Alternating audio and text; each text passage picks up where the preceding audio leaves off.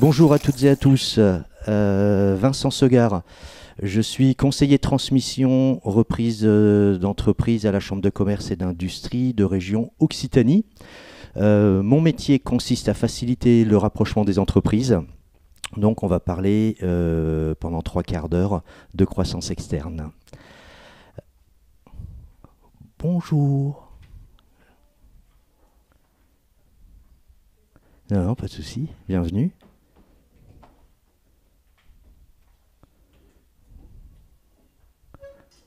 Ah.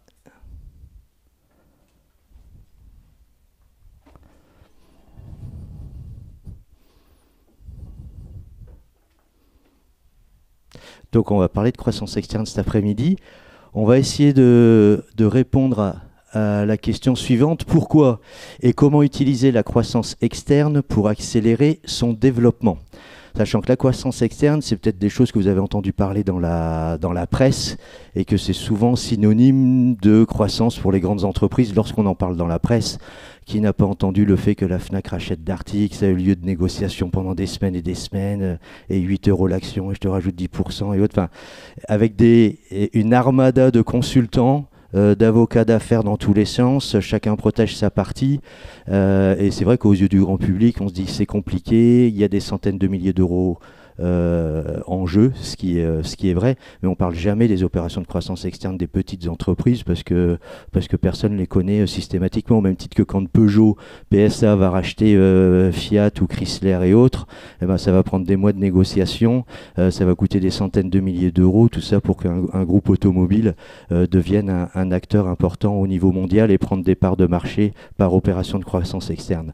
Ce que je souhaite cet après-midi partager avec vous, c'est le fait que ces grandes opérations qu'on entend dans la presse qui coûtent des millions et des millions, elles sont tout à fait accessibles et les petites entreprises peuvent croître si elles le souhaitent assez rapidement en achetant aussi d'autres petites entreprises.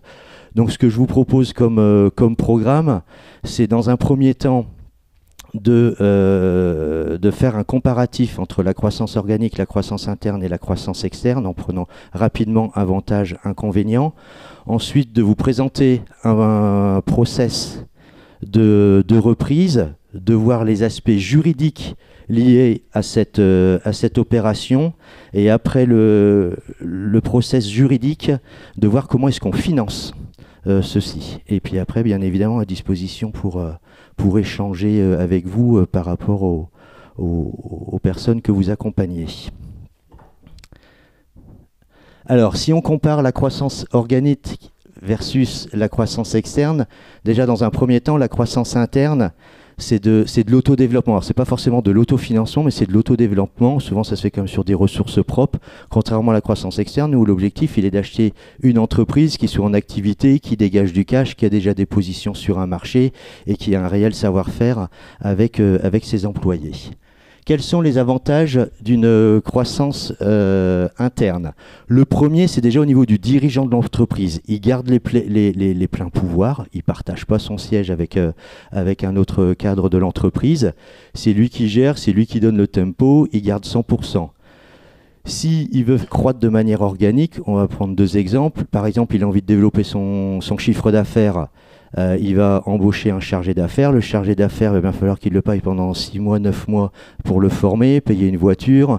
Grosso modo, avant que le chargé d'affaires soit rentable, il va lui falloir la première année avant qu'il fasse ses premières ventes et qu'il y ait des flux de trésorerie qui soient liés à ses ventes, dans les grandes lignes, hein.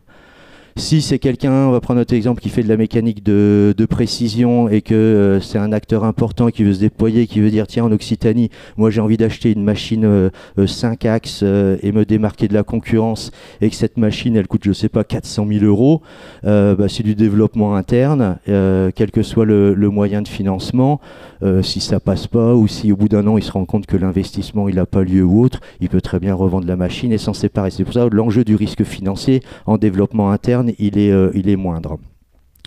Autre point, c'est sur la culture d'entreprise, puisqu'en fin de compte, il n'y a pas ou très peu de nouvelles personnes qui vont venir. Donc, a priori, les salariés vont suivre assez facilement la stratégie du dirigeant, ce qui va inclure et avoir une meilleure stabilité des opérations et réduire aussi les risques de conflits potentiels, parce qu'on verra pour le coup en croissance externe, intégrer une nouvelle équipe ou de nouvelles valeurs, c'est pas forcément évident.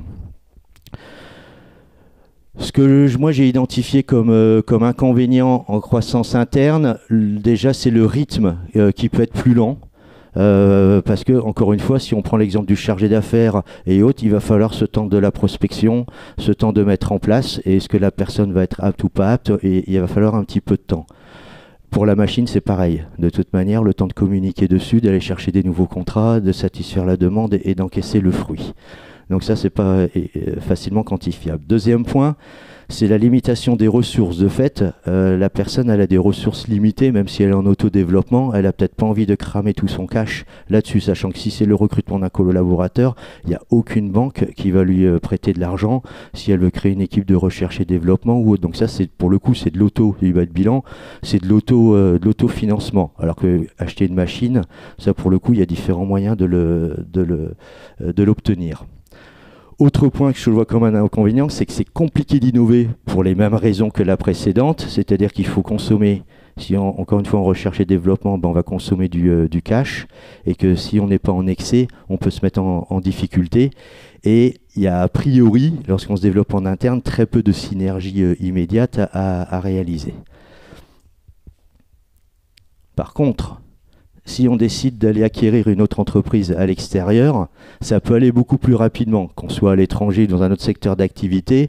L'objectif, il est cette rapidité, malgré que le processus soit long, mais en tous les cas, quand on rachète une entreprise, a priori, on rachète son savoir-faire une fois, ses parts de marché, ses clients, le savoir-faire. Ça nous permet de nous diversifier, et ça c'est important, à moindre risque, parce que l'entreprise actuelle, on la conserve avec ses parts de marché. Donc tout ça, c'est une fois que ce qui va être long, on va le voir dans le process, c'est le temps d'acquisition de l'entreprise. Une fois que l'entreprise elle est intégrée, elle continue à dérouler sur son rythme. Donc elle dégage déjà du cash a priori. Donc c'est beaucoup plus facilement finançable. Ensuite, vu qu'on va se diversifier, on va aussi en profiter pour pouvoir diluer le risque. Ensuite, éventuellement, on le verra tout à l'heure, pour la recherche de financement, aller séduire des nouveaux actionnaires, et pour eux, ça peut être une valeur ajoutée significative. Par contre, en contrepartie, c'est une opération dans laquelle on a besoin de beaucoup de cash en général, aussi bien en apport personnel que pour acheter l'intégralité et financer l'intégration de l'opération. Donc ça, il faut être capable d'aller chercher de l'argent. On va voir tout à l'heure qu'on ne va pas forcément le chercher qu'à la banque. Il y a d'autres acteurs qu'on peut aller séduire sur leur marché et qui ont un vrai rôle, comme les fonds d'investissement. Autre point que je voyais dans les inconvénients, c'est l'investissement stratégique. Ce que je veux dire par stratégique, c'est que, contrairement à tout à l'heure, lorsque je disais l'avantage de se développer en interne, où vous recrutez un chargé d'affaires, un chargé de développement, vous achetez une nouvelle machine, si ça ne va pas dans les 6 mois ou dans l'année qui suivent, vous vous séparez soit de la personne, soit de la machine. Ce n'est pas grave en soi. Par contre, vous achetez une entreprise, vous vous engagez sur 7 ans. On ne peut pas faire marche arrière. C'est là où la réflexion en amont, elle est beaucoup plus importante de la part du dirigeant. C'est en ça que je me suis permis d'employer le mot stratégique. C'est l'engagement à long terme. Et ensuite, il va falloir que le dirigeant ait cette capacité de décortiquer la cible, de réorganiser, de l'intégrer dans son existant à une organisation actuelle. Est-ce que vous, par rapport à vos différents métiers, vous voyez d'autres avantages, inconvénients que vous avez pu identifier, que j'aurais pu oublier de mettre en avant? Non, ça résume les trucs importants. Non, mais par rapport à les choses que vous aurez été confrontés, ça vous parle? Paraît cohérent. Ok. Je vous propose de voir le processus de reprise qui est assez long. Pardon, oui, excusez-moi Yael. Processus de croissance externe. Nous, ce qu'on constate, c'est que dans les processus de croissance externe, notamment ces derniers temps, c'est même pas tous les avantages que tu as évoqués, ou alors je ne l'ai pas vu, c'est des ressources humaines en fait qui vont chercher. Tu l'as mis ou... Ah, ok. Enfin, en tout cas, pour les TPE, c'est une réalité. Là, ça fait maintenant quasiment 2 ans qu'on commence vraiment à avoir cette dimension significative de chefs d'entreprise qui chassent, mais qui chassent surtout de la ressource humaine. Après, s'il y a de la diversification ou autre, c'est ma foi fort bien, mais eu égard aux difficultés de recrutement et de recrutement de ressources qualifiées, en tout cas, c'est un vrai sujet chez nous, en tout cas, sur cette dimension-là. On le reprendra après l'intégration RH dans la cible. Ouais. Oh, on sent la tueuse là quand même. Processus de reprise assez long. La première étape, le dirigeant d'entreprise. On va prendre un exemple, ce sera plus simple. Je suis dirigeant d'entreprise, une TPE, 10 collaborateurs, je l'ai créée il y a une 20aine d'années et je suis spécialisé dans la conception de charpentes. Donc, il y a du bois brut qui arrive chez moi et je vais installer des charpentes. On est une dizaine de collaborateurs, c'est moi qui l'ai créé. Donc, je suis un technicien à la base, je viens du métier du bois. J'ai 2 assistantes administratives. J'ai un conducteur de travaux et j'ai des personnes qui sont opérationnelles à l'atelier et pour faire la mise en place sur les chantiers. J'ai une 40aine d'années, je suis jeune et je me dis j'aimerais bien croître assez rapidement. En Occitanie, je suis visible et j'aimerais bien m'implanter en PACA, une zone similaire. J'aimerais bien m'implanter en PACA, Nouvelle-Aquitaine, voire avoir une meilleure position. Ce qui est compliqué dans ma situation, j'en rencontre pas mal des dirigeants d'entreprise, ouais, si tu as une opportunité, Vincent, tu m'en fais part, je l'intègre et autres. Sauf que dans ce cas-là, moi j'ai créé ma boîte, c'est moi qui fais les cotations, c'est moi qui fais les devis, c'est moi qui ai recruté, c'est moi qui ai la relation commerciale en tant que dirigeant. Je connais l'ensemble des fournisseurs et aujourd'hui, si je suis pas là, si je fais pas toutes ces tâches-là, il y a aucune personne dans l'entreprise peut le faire. Donc je ne peux pas me permettre de dégager du temps pour aller préparer et aller rechercher une cible à racheter.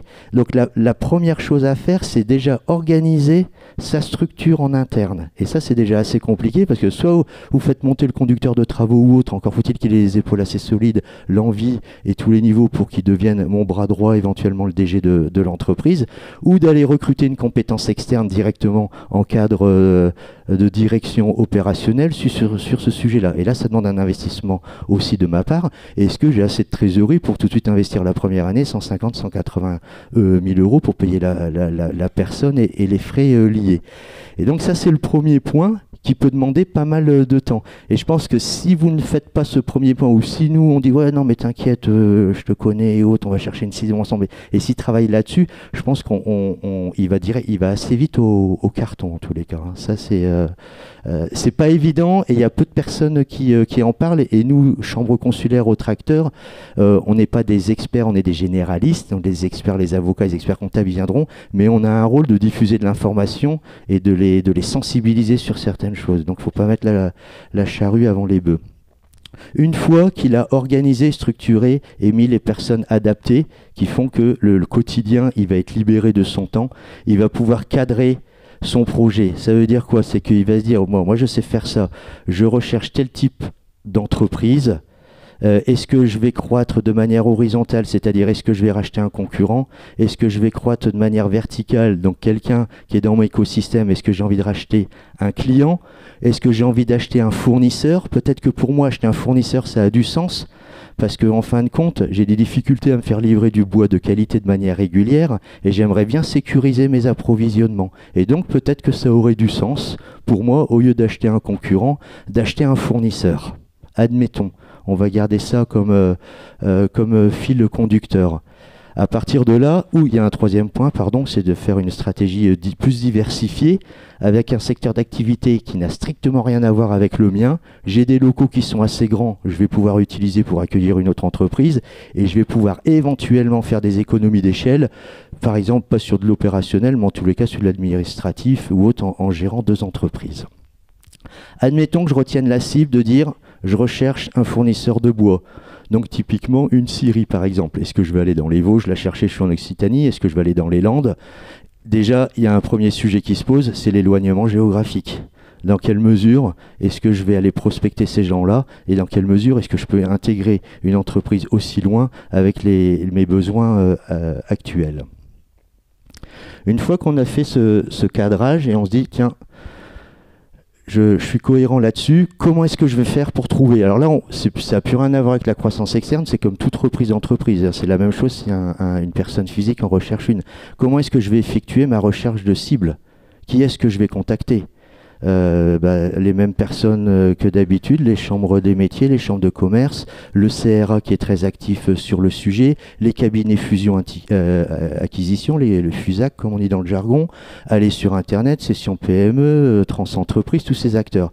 Sauf que ces acteurs, ils représentent une minorité en fin de compte des opérations qui sont faites. L'essentiel des opérations se fait sur le marché caché. Qui dit marché caché dit aussi démarche personnelle, donc capacité d'avoir du réseau, capacité de prendre du temps, aller rencontrer ces gens-là, disant au fait, Polo, ta Syrie, est-ce qu'elle est à vendre, elle n'est pas à vendre, ça pourrait m'intéresser, autre. Encore faut-il avoir des capacités de communication, d'être à l'aise avec ça, et de générer soit son réseau indirect qui va dire, tiens, je suis au courant qu'il y a une affaire qui pourrait t'intéresser, ou vous, de dégager du temps, d'aller dire, moi je vais dans les Landes, je vais rencontrer les gens qui ont des scieries, et je vais aller les rencontrer pour savoir est-ce qu'il y a un sujet ou pas. C'est hyper chronophage, et là-dessus, au niveau du temps, ça peut être plusieurs semaines, plusieurs mois. Donc il y a peut-être des critères que vous validez par rapport à votre stratégie de développement, mais est-ce que ce que vous recherchez, est-ce que cette cible, elle existe? Là, pour le coup, c'est le marché qui dépend. Donc pendant l'année que vous avez devant vous pour prospecter, par exemple, ça ne veut pas dire qu'il y aura un acteur qui va répondre à vos critères qui soit cédable, donc qui soit véritablement vendeur. Et ça, on ne le sait pas au début. Donc c'est pour ça qu'on part avec une incertitude au niveau du temps. Admettons qu'on trouve cette fameuse scierie dans les Vosges. On s'entend bien avec le dirigeant, on parle avec lui, on essaie de comprendre son métier. Avant de trouver un accord, on se rend compte que le métier il est quand même un petit peu différent. C'est un peu plus compliqué que ce que je pensais parce que le gars à Scierie, en fin de compte, il achète le bois. Moi, le bois, je ne connais pas très bien. Où est-ce qu'il va le chercher? Est-ce qu'il l'achète à l'ONF? Est-ce qu'il l'achète à des acteurs privés? Mais en tous les cas, pour savoir revendre, je vais enfoncer une porte ouverte, mais pour savoir vendre du bois, il faut déjà savoir bien l'acheter. Donc si la personne n'a pas une bonne connaissance du marché, des fournisseurs et de connaître le milieu forestier pour le coup, qui est un autre milieu des poutres, même si c'est un secteur supplémentaire, ça peut être fastidieux. Donc dans quelle mesure est-ce que le dirigeant va bien vouloir, cédant, va vouloir passer du temps avec lui, sachant que même si on vient du bois, le cédant, quand il va chercher, ça va assez vite. Je sais les gars dans les séries, ils vont voir des bois et dire ça je prends pas, ça je prends, ça. Ils ont tellement l'expérience, ils voient la taille de l'arbre, ils savent à peu près combien de mètres cubes ça fait, ils connaissent le prix s'il est en bon état ou pas. C'est un vrai métier. Ça se passe, c'est pas en 3 mois qu'on peut faire transmettre ces compétences-là. Et donc là, la personne, elle peut réaliser que c'est plus ou moins complexe. Admettons que tout ça se passe bien. Ils vont rentrer en phase de négociation. Qu'est-ce qui va se passer en phase de négociation? C'est qu'on ne va pas négocier que le prix lorsqu'on achète une entreprise. On va vouloir proposer un prix, un document, via un document qui s'appelle une LOI, donc en anglais, une Letter of Interest. On va dire, voilà, monsieur le cédant, je suis intéressé par votre entreprise. Et on va fixer, c'est pas un document qui est engageant, par contre on va fixer les cadres sur lesquels je souhaite négocier. Et les points de négociation sont les suivants. Donc j'ai parlé du prix.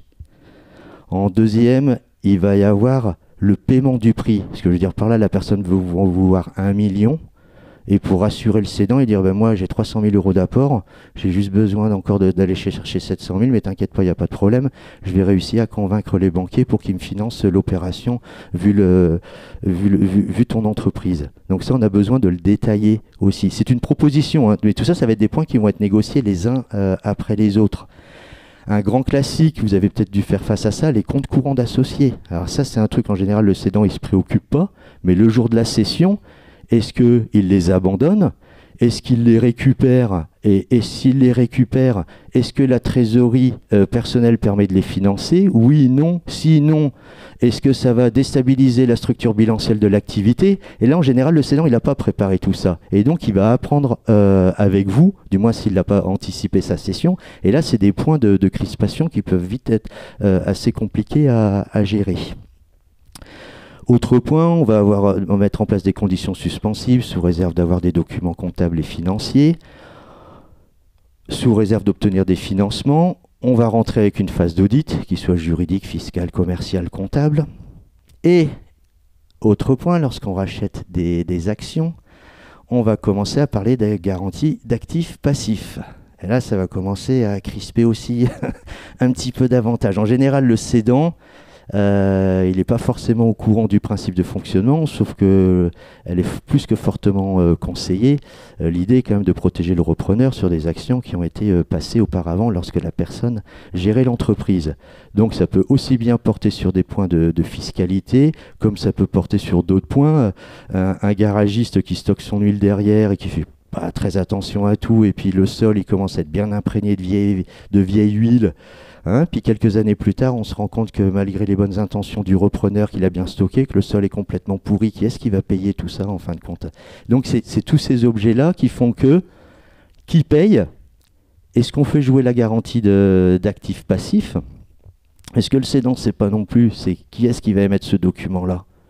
C'est la banque ou l'assureur. Le banquier me dit ok, je veux bien te couvrir, sauf que moi, pour te couvrir 300 000 euros, eh bien, je vais nantir de l'argent à mon profit parce que j'ai besoin de récupérer l'argent, même si on va décrémenter d'un tiers par année la garantie d'actifs passifs. Donc ça, c'est des points, honnêtement, de négociation qui peuvent prendre du temps, donc il faut s'armer de patience.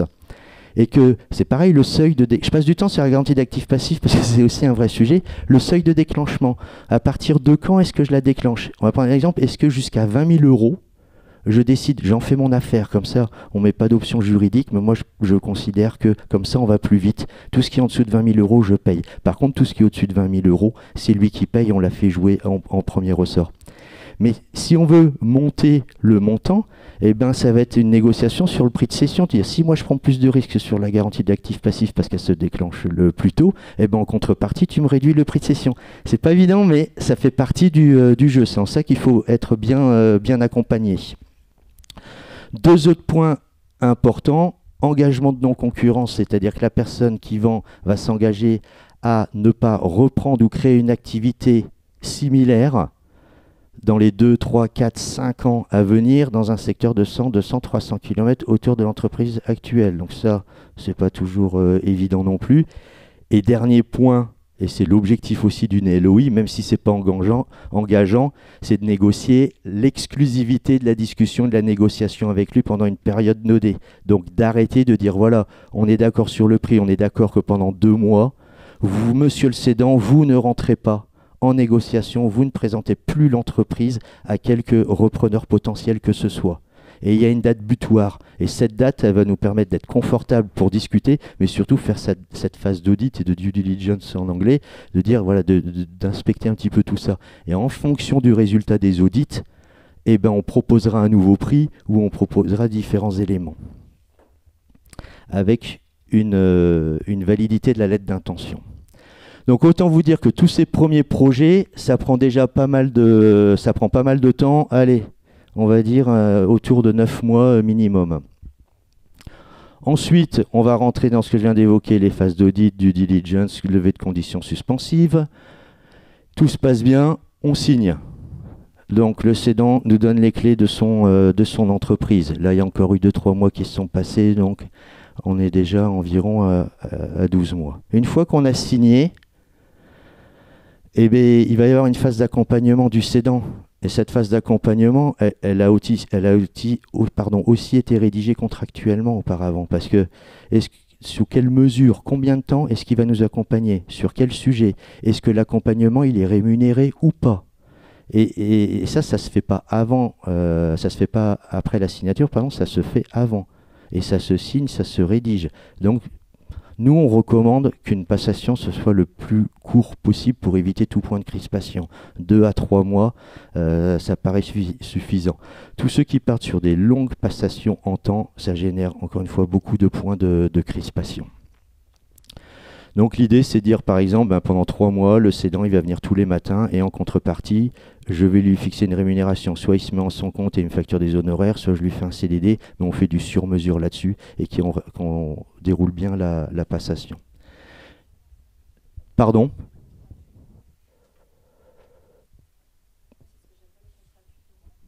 on l'appelle de différentes manières, mais l'idée c'est que voilà, qu'elle soit fixée en amont et qu'on détermine bien l'objet de la passation.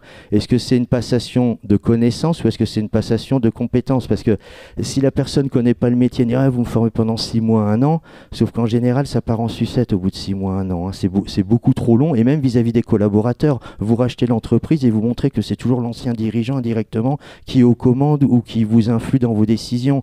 Et le cédant, il va voir que vous ne faites pas comme lui il veut, et à tous les coups c'est compliqué. Là on est dans l'humain, donc déjà si on tient 3 mois, c'est déjà pas mal.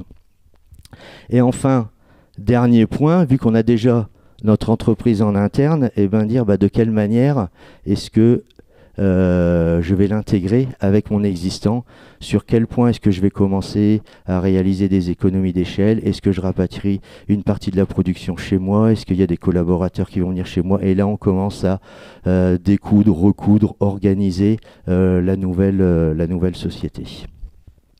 C'est pour ça que je dis que c'est assez long, hein, je veux dire minimum 1 an, souvent c'est 18 mois, voire 24 mois, mais il faut se préparer un temps. Donc c'est pour ça, tant que l'entreprise elle n'est pas structurée en amont, c'est compliqué de faire une opération à l'extérieur, on a vraiment besoin de temps, quoi. Quel montage juridique on peut proposer lorsqu'on fait de la croissance interne et qu'on a envie de fusionner des sociétés? Alors, comment croître via des croissances externes? On va prendre on va repartir du début. On va acheter une première entreprise. On va constituer une holding tout simplement. Cette holding, avec différents actionnaires, cette holding, on reprend le fait qu'on achète une entreprise 1 million d'euros et je décide de mettre 100 000 euros dans ma holding et je vais demander à la banque 900 000 euros. Je vais voir la banque. La banque, elle me dit « Ok, je veux bien vous prêter de l'argent. » Mais moi, je veux qu'on partage un peu plus le risque. Par contre, j'ai besoin que si on fait l'opération, moi, je vous prête 500 000, mais vous apportez 500 000 euros. Oups. Je vais revoir les actionnaires de la holding. Moi, en l'occurrence, dirigeant repreneur, où je vais peut-être mettre un petit peu plus, mais vu que j'ai pas plus de moyens à titre perso, je vais aller taper à la porte des fonds d'investissement ou business angel.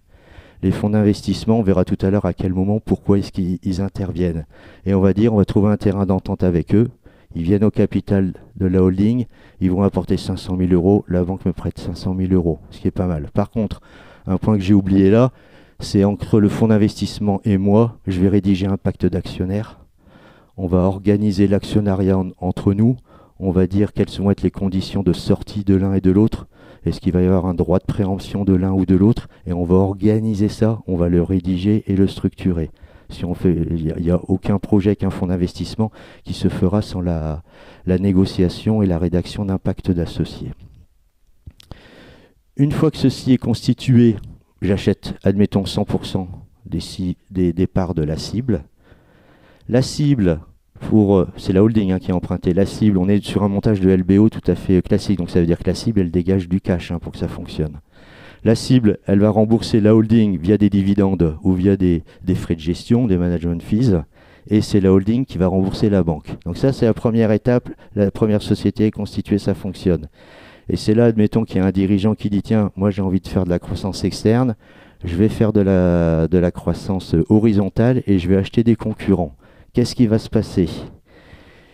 Rebelote, la société, c'est elle qui va aller voir la banque, qui va dire j'ai aussi besoin d'1 million d'euros parce que j'ai envie d'acheter 2 entreprises. Je suis gourmand, j'ai de l'ambition, il y a des opportunités à saisir. Je veux acquérir 100% des parts. Donc là, c'est la société qui achète, c'est pas la holding. En contrepartie, même schéma, c'est la société qui va remonter du cash en dividendes et en frais de gestion à la société cible. Et c'est la société cible, dernière étape, qui va rembourser la banque. Vous me suivez jusqu'à présent? Là, on est dans un schéma tout à fait cohérent avec une entreprise qui rachète une multitude de petites entreprises dans un secteur d'activité et qui va vouloir en fin de compte les fusionner pour en faire qu'une seule entité. Et qu'est-ce qu'il va vouloir faire en fin de compte? C'est valoriser cette nouvelle entreprise et pouvoir la vendre beaucoup plus cher que s'ils vendaient une à une toutes les entreprises. Pourquoi? Parce qu'à chaque fois que vous prenez une petite entreprise, on n'est pas sur les mêmes ratios de valorisation parce que c'est des petites structures, le rôle du dirigeant, l'intitut personnel du dirigeant est assez fort, donc on ne peut pas appliquer le même coefficient multiplicateur de rentabilité si on passe par là pour la valorisation. Alors que si il achète une myriade de petites entreprises, il fait des bonnes affaires, il consolide tout ça, il la structure, il va, avec des rentabilités un peu plus élevées, il va pouvoir séduire dans 7 ou dans 10 ans des nouveaux repreneurs, et là, il ne va plus appliquer des coefficients de 2 ou 3, il va pouvoir appliquer des coefficients de 5, 6, 7, parce qu'il va revendre à d'autres grandes entreprises, une entreprise qui a des positions fortes sur un marché assez large, avec des EBE, des excédents bruts d'exploitation relativement élevés. Mais ça a ses limites, c'est que là, il y a le moindre grain de sable dans les rouages, c'est compliqué à gérer. C'est quand même des opérations qui sont extrêmement risquées. Et on l'a bien vu avec la crise sanitaire, le Covid et autres. Enfin, je veux dire, ça peut déstabiliser beaucoup de choses. Donc, tout ça fonctionne sur des montages de principes de LBO, donc avec des effets de levier bancaire intéressants, parce que toutes les cibles dégagent du cash. Si elles ne dégagent pas de cash, si elles n'ont pas de rentabilité, ça ne fonctionne pas, ces schémas-là. Donc c'est quand même assez fragile. Plus que fragile. Mais après, voilà, c'est un chouette moyen, lorsque vous créez une entreprise ou vous commencez petit, de grandir et de développer un groupe en quelques années. Est-ce que c'est clair pour vous suivez? Ah, j'ai oublié une chose importante, c'est que le législateur fait aussi bien les choses pour faciliter la vie des entrepreneurs.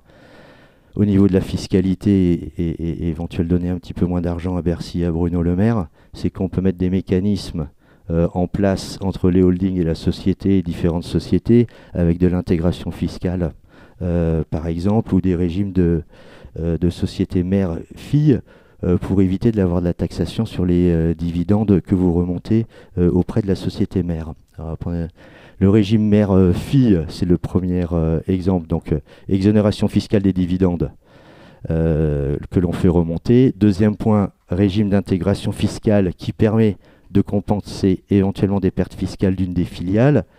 Concrètement, ça représente ça. Vous avez 3 entreprises sous la holding, vous en avez 2 qui fait des pertes, vous en avez une qui gagne de l'argent. Celle qui gagne de l'argent ne sera pas fiscalisée ou autre, parce que tout ça va se compenser automatiquement. Et en additionnant le régime mère-fille plus l'intégration fiscale, c'est magique. On ne donne pas d'argent, ou très peu, à Bruno Le Maire, à Bercy. Donc tout ça, c'est légal, c'est même fortement conseillé. C'est grâce à ça que tous ces schémas de LBO fonctionnent. Comment est-ce qu'on va financer ces acquisitions? Différents moyens. Par de la dette traditionnelle en allant voir la banque. Oui.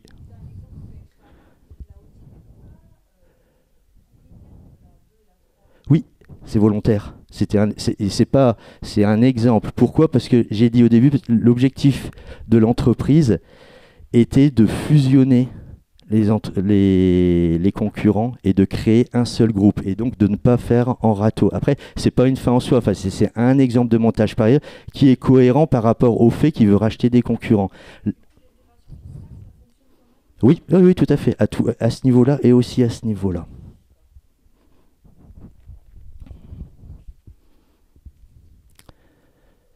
Alors, comment financer l'acquisition? Par de là, un petit peu d'autofinancement si on a un excédent de cash, l'association des deux, la levée de fonds et uniquement de la levée de fonds. Et là, je vais voir avec vous un peu plus en détail.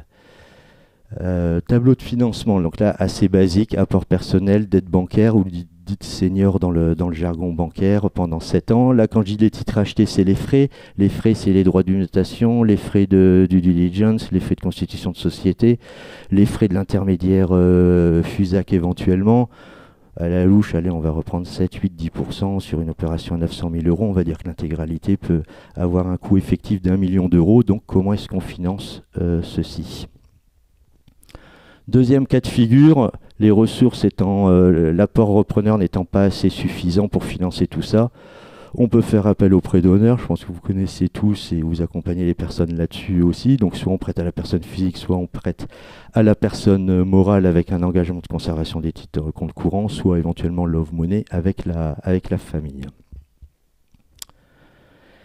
Là, j'ai rajouté la trésorerie de la société. Pourquoi? Parce que lorsque vous avez des sociétés cibles dans lesquelles il y a un excès de trésorerie, donc pour lequel vous n'avez pas besoin pour la gestion au quotidien, admettons que vous ayez 500 000 euros de trésorerie, mais que l'entreprise, elle en a besoin que 200 pour fonctionner, on va dire qu'il y a 300 000 euros qui sont excédentaires, qui ne servent à rien. Donc quand vous allez racheter les titres de l'entreprise, vous allez racheter l'intégralité. Quel est l'intérêt de racheter juste de l'argent d'une entreprise, surtout que ça va survaloriser l'emploi. Donc, comme montage qu'on peut faire, c'est dire tout cet excès de trésorerie dont on n'a pas besoin au quotidien pour gérer l'entreprise, le jour de la cession, vu que le prix de vente est élevé, on va tout de suite le remonter et l'apporter au niveau des ressources pour équilibrer ceci. Là, dernier point où je voulais en venir, c'est le rôle du capital investissement. Ce n'est pas dédié uniquement aux grandes ou aux très grandes entreprises, hein, le capital investissement. Il y a des fonds d'investissement, des sociétés d'investissement qui sont spécialisées dans l'accompagnement des petites structures et qui interviennent de manière minoritaire. C'est leur positionnement. Et en Occitanie, on en a, où ils ont des tickets d'entrée à partir de 400 000 euros jusqu'à 1 million, qui viennent systématiquement en complément de la dette bancaire. Ils interviennent, les fonds d'investissement, ils interviennent à deux niveaux. Le premier, en général, il intervient au capital. Ça veut dire que le dirigeant, il va devoir diluer et peut-être faire venir l'actionnaire à hauteur de 10-20%. On va retenir 20%. D'accord? Mais ça veut dire que l'actionnaire, tous les ans, il va toucher des dividendes et que le jour où l'entreprise sera vendue, s'il la vend 2 fois plus cher qu'il l'a acheté, il est actionnaire, le fonds d'investissement, il percevra 20% du montant de la cession. D'accord? Donc, quand tout à l'heure j'avais fait mon schéma avec la banque qui demandait un apport complémentaire, je ne sais pas si vous vous souvenez, à la holding, aux associés de la holding, pour consolider les fonds propres, le capital investisseur arrive à ce niveau-là. Mais l'entreprise peut avoir besoin de cash complémentaire remboursable ultérieurement et ne souhaite pas donner davantage de pourcentage au fonds d'investissement parce qu'il souhaite conserver la majorité. Et dans ces cas-là, le fonds d'investissement peut venir aider l'entreprise. Il ne viendra pas en fonds propres, il viendra en quasi-fonds propres. Dans le jargon, ils appellent ça la dette mezzanine, donc c'est intermédiaire, c'est entre la dette bancaire, donc la dette senior, et les fonds propres. Et là, ça s'appelle des obligations convertibles, c'est adossé à de la dette bancaire. Le fonds d'investissement, il a toujours que 20% du capital. Par contre, il va prêter 200 000 euros complémentaires en obligations convertibles. L'entreprise qui a ces 200 000 euros de cash ne va pas les rembourser tout de suite au fonds d'investissement. Tous les ans, il ne leur demandera pas il n'y aura pas de dividendes, il y aura des coupons, donc juste au niveau des intérêts. Et par contre, ça va fonctionner comme un prêt in fine, c'est-à-dire qu'à la fin, il remboursera la partie en capital, les fameux 200 000 euros. Mais on peut espérer qu'au bout de 7 ans ou 8 ans, l'entreprise, et c'est l'objectif de faire venir un fonds, se soit développée de manière significative, que le BE et la rentabilité aient été multipliés par 2 ou par 3 pendant ces années-là. Sachant que ça, c'est adossé à la dette, ça fait quand même beaucoup de choses à rembourser en même temps. Donc c'est-à-dire que les OC, on le rembourse à la fin, une fois que la dette bancaire est remboursée. À ce moment-là, 1 ou 2 ans plus tard, donc on est sur des schémas à 8-9 ans, on remboursera ou on transformera en capital. Et là, ce qui est intéressant dans ces schémas-là, c'est que déjà, il y a des fonds qui sont spécialisés là-dedans. Leur positionnement, je le répète, il est minoritaire, c'est leur volonté. Et ils accompagnent justement des TPE de 10-15 collaborateurs. Le dirigeant, il a envie de croître et c'est leur métier. Et c'est là où on voit que c'est un rôle important parce qu'ils viennent consolider les fonds propres, chose que le repreneur personne physique seul ne peut pas forcément faire. Donc oui, les fonds d'investissement, dans ces cas-là, ils ont un rôle important à jouer en accompagnant la banque. Tout le monde a sa position, en fin de compte, là-dedans. Ils prennent des risques, ils sont rémunérés à hauteur du risque. C'est un coût, hein, ça c'est sûr. Hein.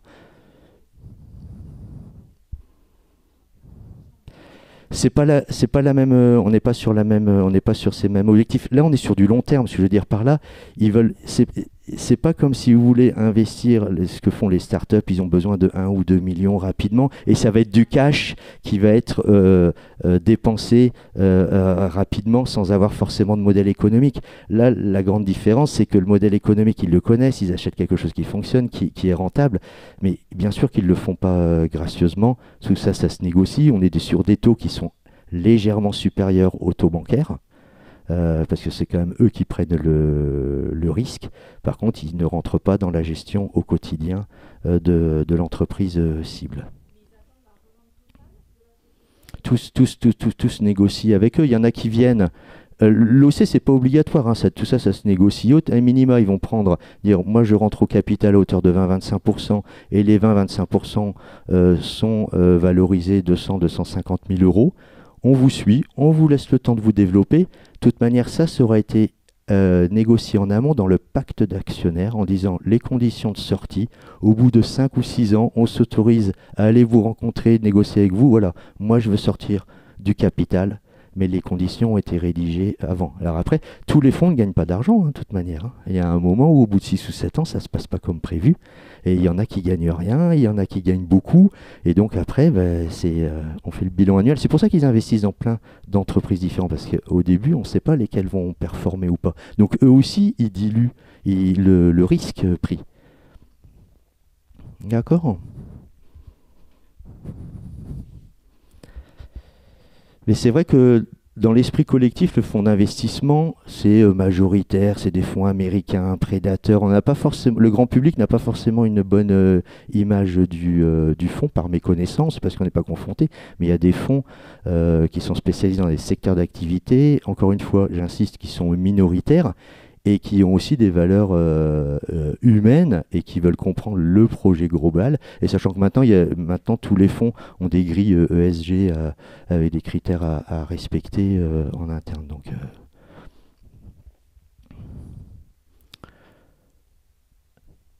il me reste 3 minutes. Quelques écueils à éviter pour un projet de croissance externe.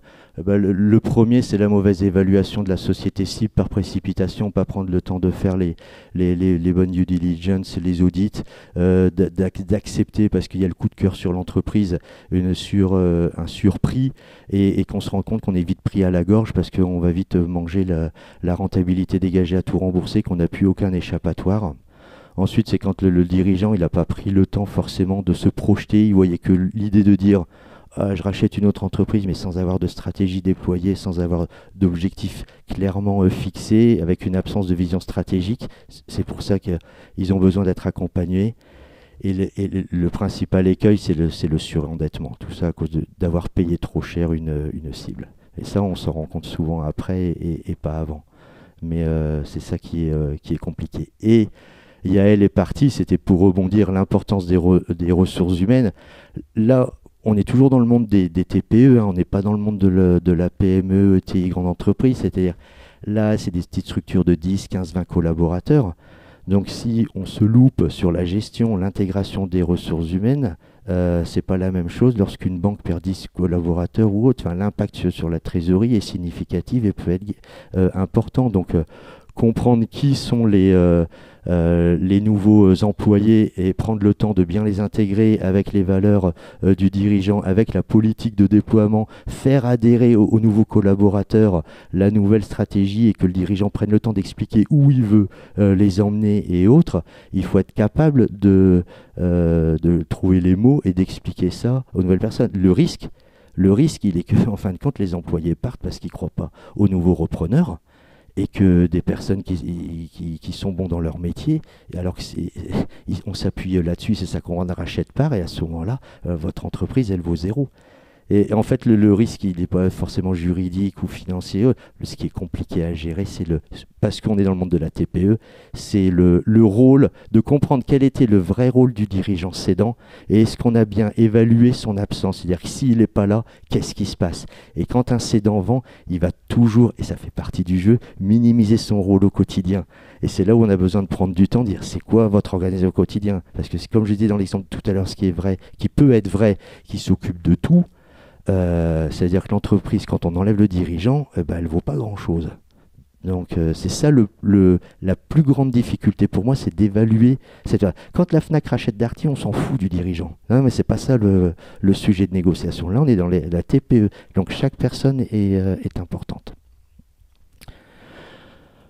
Voilà, si vous souhaitez partager des expériences ou des choses auxquelles vous avez été confrontés avec les entreprises qui vous accompagnent, ce sera avec plaisir d'échanger, de poursuivre l'échange.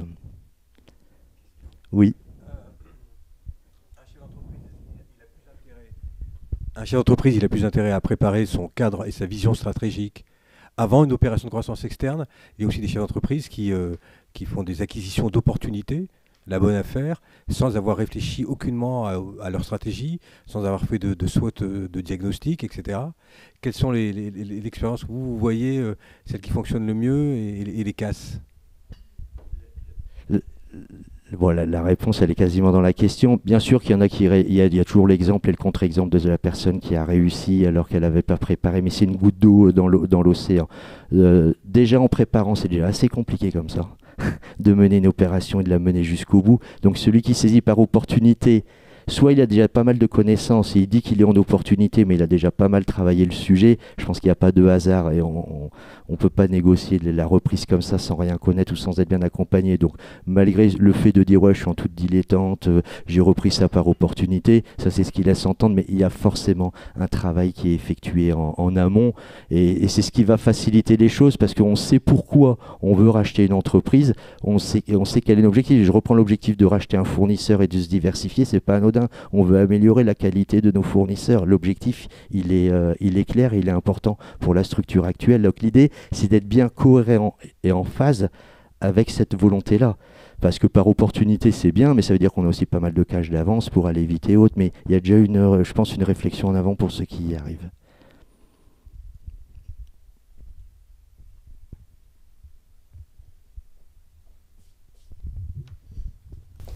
Voilà, alors je travaille en reprise transmission à la Chambre des métiers. Je voulais revenir sur un point qui est essentiel en fait au niveau de mon travail et qui est le principal point de difficulté que j'ai au niveau de la reprise. C'est comme vous l'avez indiqué, une annonce sur notre site officiel de la Chambre des métiers, ça suffit pas forcément. CRA, voilà, c'est des partenariats qu'on essaye de développer justement pour trouver d'autres axes. Même le Bon Coin, on en parle de plus en plus parce que le Bon Coin, il met de plus en plus d'annonces pour la vente des fonds de commerce. Mais souvent, ce qui fonctionne le mieux, ce que vous avez notifié, c'est le développement du réseau. Et là-dessus, par contre, je leur conseille, moi, d'en parler à leurs fournisseurs, d'en parler à leurs commerciaux. Mais j'ai du mal, en fait, à les conseiller là-dessus. Est-ce que vous avez des petits éléments ? Oui, alors en effet, pour faire du réseau, aujourd'hui, il y a de plus en plus de réseaux d'affaires qui existent à titre privé, mais au-delà de ça, souvent, au-delà de la croissance externe, le dirigeant d'entreprise, il est quand même souvent seul. La majorité des dirigeants sont seuls dans leur coin. Ils ne partagent pas les difficultés, ils ne peuvent pas les partager avec les collaborateurs et ce n'est pas le rôle des collaborateurs. Donc ça peut être usant au quotidien. C'est pour ça qu'il existe aussi des syndicats professionnels patronaux de type CPME, MEDEF. Le MEDEF en province n'a rien à voir avec le MEDEF à Paris. Les adhérents du MEDEF en province, ce sont aussi des petites structures avec 5-10 collaborateurs. La Confédération des petites et moyennes entreprises, il y a plein de gens qui sont indépendants et qui adhèrent à ce syndicat professionnel. Et au moins, moi, ce que je conseille à ces gens-là, c'est pas d'approuver la politique du MEDEF ou de la CPME, c'est pas ça le sujet. Le sujet, c'est de ne pas rester seul, isolé, et de rencontrer des personnes qui sont aussi dirigeants d'entreprise et qui font face à une difficulté, avec qui vous allez pouvoir échanger, discuter, partager ces choses-là et de voir comment l'autre personne a apprécié la situation. Et nous, quand on est salarié, on a peut-être souvent des copains salariés, souvent les dirigeants d'entreprise, ils ont des amis dirigeants d'entreprise, et les médecins, ils ont souvent des potes qui sont médecins. Et voilà, donc il y a un entre-soi naturel, et c'est la vie, c'est ainsi. Mais moi, j'invite toujours, quand j'étais indépendant, je faisais partie de réseaux professionnels parce que je me sentais seul en tant que consultant indépendant et j'avais besoin de rencontrer d'autres personnes qui étaient indépendants parce qu'il y a un moment, on ne peut pas tout faire seul dans son coin. Donc moi, je recommande de faire partie de réseaux. Même si tout le monde n'est pas à l'aise avec ça, c'est important. Je fais attention à ne pas en parler aux salariés, aux commerciaux ou aux clients, quoi, parce que ça me paraît quand même un peu délicat de le faire. Enfin voilà, c'est un peu parce que ça se s'évite une entreprise qui est à vendre et du coup elle perd de la valeur, quoi. C'est un peu facialement. En parler austère. Ouais. Point, je l'entends, mais pour un fonds de commerce, pourquoi pas, mais une entreprise dans le B2B ou autre, moi ça me paraît beaucoup plus délicat. On peut faire peur, un, aux collaborateurs, et c'est la donnée la plus précieuse, c'est ce qui fait valoriser l'entreprise. Deux, aux clients, la concurrence, elle va dire, ah ben un tiers, il va pas bien, c'est pour ça qu'il veut vendre, et il va commencer à véhiculer une mauvaise image de vous. Et c'est toute la difficulté, c'est d'aller amorcer ces sujets et d'amorcer des discussions tout en difficulté. Et dans la confidentialité. Pardon. Et ça, oui, c'est complexe, il n'y a pas de règles, mais c'est pour ça qu'il ne faut pas non plus s'éterniser pendant 2 ou 3 ans. Une société qui est à la vente depuis 2 ou 3 ans, ce n'est pas un bon indicateur en général. Est-ce que la personne elle est vraiment sédente et si elle est sur un prix stratosphérique complètement déconnecté de la rentabilité dégagée, c'est qu'elle n'est pas sédente. Il n'y a personne qui va l'acheter. Le prix, il n'est pas fait au hasard. Enfin, j'allais dire, il y a un moment, si on dit qu'il y a 30% d'apport et que 70% ça se paye par la rentabilité dégagée, le BE, l'équilibre du prix il doit se faire en se disant le montage LBO, il doit fonctionner sur 5 ou 6 ans et que je garde une année supplémentaire pour au cas où il y a un grain de sable dans le schéma, quoi. Merci. Pareil, je suis dans la transmission pour la Chambre des métiers. Vous parliez tout à l'heure de l'homme clé. Et nous, c'est vraiment le sujet. C'est-à-dire que quand on évalue, quand on accompagne des reprises par croissance externe et autres, le gros problème qu'on a dans la valorisation et dans comment aider aussi le repreneur, c'est de dire l'homme clé, voilà, tout tourne autour du créateur qui fait tout, etc., etc. Même s'il y a un bon EBE, c'est pas le problème. Même si elle est rentable, comment nous, sur notre évaluation et sur notre accompagnement, on impacte l'homme clé. C'est-à-dire, on dit voilà, il y a un homme clé, ok, mais du coup, mon évaluation, je réduis peut-être mes coefficients, j'évalue moins, même si elle est bien, enfin, même si la rentabilité est là. Comment je fais pour le. C'est ça que je trouve assez frustrant un petit peu. C'est très compliqué. Alors, quand on est sur l'évaluation financière, on n'est pas sur si on part sur une valorisation financière avec un coef multiplicateur qui permet de mettre tout le monde d'accord, les banquiers et nous, qui est assez simple. Mais après, je veux pas.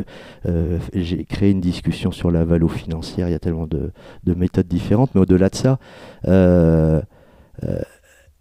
Déjà, 2 choses, alors c'est pas dans la hiérarchique, mais j'invite le cédant à avoir peut-être 2 conseils, de faire appel à faire par un externe, pas son comptable, mais une personne tierce, parce que il y a des choses que je peux pas dire, c'est enregistré.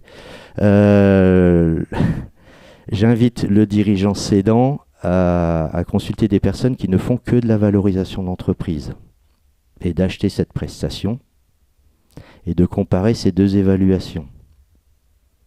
Après, oui, à nous de prendre le temps d'expliquer pourquoi est-ce qu'on ne peut pas faire un x4 de BE retraité. Mais c'est compliqué. Moi, je me mets à la place du cédant. Bien sûr que c'est ma plus belle entreprise. Bien sûr que j'ai besoin d'argent pour partir à la retraite. Bien sûr que j'en veux le plus. C'est humain, c'est normal. Le truc, c'est qu'il n'y a aucune raison que quelqu'un achète quelque chose plus cher que ce que ça ne vaut. Et c'est toute la difficulté, nous, dans nos métiers, et services publics et chambres et autres, de prendre le temps d'expliquer, dire... Si vous le faites et si vous donnez une information au marché, que vous êtes cédant et que vous êtes sur un prix stratosphérique, vous vous tirez une balle dans le pied, parce qu'il y a un moment, quoi qu'on en dise, l'information, elle va se savoir, ça va se retourner contre vous et ça n'a peut-être pas de sens. Mais ouais, c'est compliqué. Il n'y a pas de règle. Mais moi, quand il y a un intuitu personnel très très fort, je vais rarement au-dessus de x2 un EBE retraité, très rarement. Des fois x1. Ça dépend aussi du modèle économique. Est-ce qu'il y a de la récurrence dans le modèle économique? Est-ce qu'à chaque fois, c'est un one-shot, c'est-à-dire est-ce qu'à chaque fois, il y a un acte de vente? Par exemple, on va prendre un exemple. La personne qui fait qui vend des fenêtres en rénovation, et l'entreprise vend à des particuliers, vous avez un représentant, à chaque fois il y a un effort commercial, il y a un acte de vente qu'il faut convaincre, signer le contrat. Quand on est sur un fonds de commerce type tabac, boulangerie ou autre, il y a une récurrence dans le modèle économique. Donc à partir du moment où vous levez le rideau, vous êtes sympa avec les clients ils reviennent. Et c'est en ça que je veux dire, à rentabilité égale, selon le modèle économique et la récurrence du modèle économique, si c'est du one-shot ou s'il y a une clientèle fidélisée, on ne peut pas mettre les mêmes coefficients. Tu vois ce que je veux dire? Et c'est pour ça qu'il y a certains fonds de commerce qui peuvent se vendre très cher, parce qu'en fin de compte, il y a une clientèle d'habitués. Et donc à partir de là, le gars qui est sympa, l'homme ou la femme, souriant, qui ouvre à heure régulière et qui a des bons produits, ça tourne. C'est ça qui fait la différence, c'est de comprendre, parce que le bilan tout seul, si on ne sait pas qu'est-ce qu'il y a derrière, qu'est-ce qu'on vend, parce que cet acte commercial a son importance, parce que qui fait l'acte, est-ce que si en plus il y a une démarche commerciale pour chaque acte de vente et que c'est le dirigeant qui l'a fait, là c'est encore, ça vaut quasiment plus rien, l'entreprise. Et comment dire au dirigeant, non seulement il a une rémunération et en plus il a un EBE significatif, de dire que son entreprise ne vaut pas grand-chose. C'est quand même compliqué à dire. Hein. Mais c'est-à-dire qu'il faut prendre le temps d'expliquer tout ça. Le modèle économique, qui fait quoi et autres. Après, il l'entend pas. Mais s'il l'entend pas... Enfin, nous, on n'est pas des magiciens. Hein. Nous, notre rôle, c'est d'informer, de donner les règles du jeu du marché. C'est pas, nous, on ne sera jamais plus fort que le marché. Le marché de la transmission, c'est un marché traditionnel qui s'équilibre via l'offre et la demande. Donc, quelque part, c'est pas nous qui faisons les prix c'est le marché de la transmission qui fait que. Hein. S'il n'y a pas de repreneur en face, il n'y a pas de repreneur. Il peut en vouloir 10, 100, mais c'est comme ça. Hein. C'est comme ça. Ça vaut ce qu'une personne veut bien... Je botte pas en touche, mais ça vaut ce qu'une personne veut bien mettre. Hein. C'est bon ? Merci.